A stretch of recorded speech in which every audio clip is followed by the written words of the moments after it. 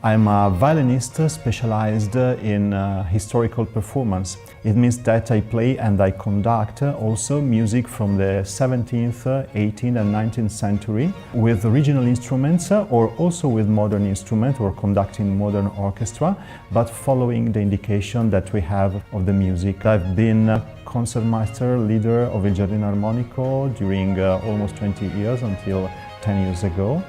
And then I started a soloist and conductor career.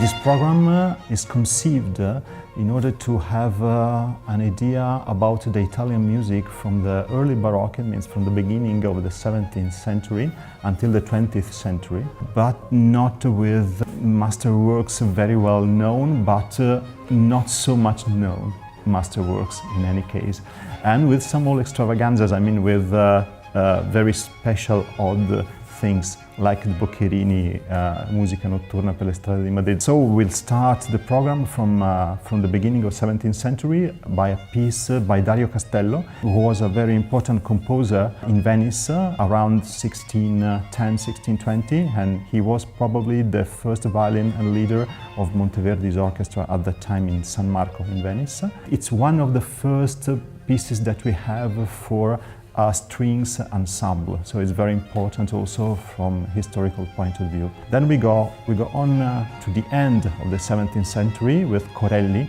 Arcangelo Corelli, who has been the most important violinist probably of the 17th century in Italy and the composer that started the music as we know now. I mean, after Corelli we had Vivaldi, we had Bach, and then all the composers that we know, but their way to compose and their way to play also for the violinist was mainly based on Corelli's language. So it's a very important milestone in Italian music and in European music. And we'll perform a concerto grosso from the Opus 6. We will go on with two Vivaldi's concertos. The first one is from L'Estro Armonico, which is a book of concertos composed around 1720. And it was very famous at that time. It was kind of revolution in music because it's one of the first book of concerti grossi that we have. And then we will perform Vivaldi's Winter, so the fourth of the fourth season. So we will refresh a little bit from the hot of Singapore with the winter. Yes. At the end of the first part, finally, a very special thing, which is Boccherini's Musica Notturna per le strade di Madrid, which is a very interesting piece actually, because it's the description of the musics and the noises in the streets in Madrid during the late 18th century. So there are imitation of bells and noises in the street. It's a very interesting piece because at that time actually the night was much more noisy than we think. And then the second part, we move in the Romantic and late Romantic ages, so the 19th century. We'll perform Rossini's Cenerentola Overture, which is very, very famous, so it's related to the bel canto ages. And then last piece is very interesting as well, written by Ottorino Respighi, one of the most important 20th century composer in Italy, the Antiche Danze per liuto, which is a suite for orchestra based on early 17th century theme written for lute, but arranged and orchestrated for big romantic orchestra or chamber romantic orchestra. And in the case of our concert, we will perform the first of this suite, which is for a small orchestra, but including also winds. And it's one of the first pieces that we have in 20th century, which includes the harpsichord, which was at that time not so much known because it was completely lost during the 19th century. So it's in some way kind of early music renaissance at the beginning of 20th century, this piece. And it's very interesting to see how the people of the late Romantic felt the Baroque music and how they imagined that it sounded.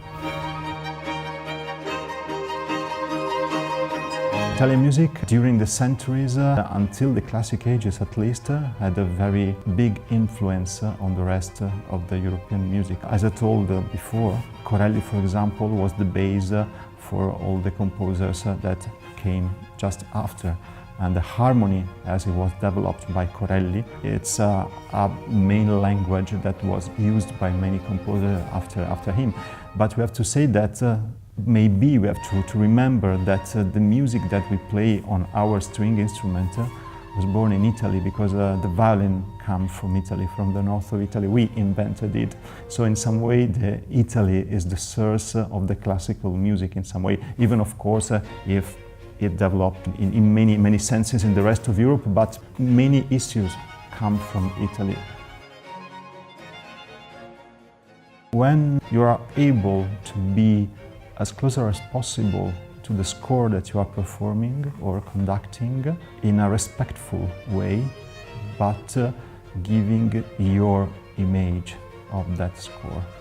This I think is the key of the success of a musician.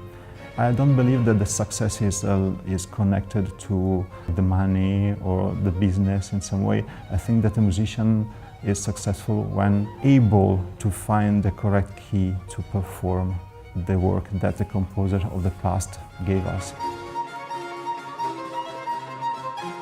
It's a very universal language, so the purpose of music is connect as more as possible people of different cultures. This, I think, has to be the aim of every musician.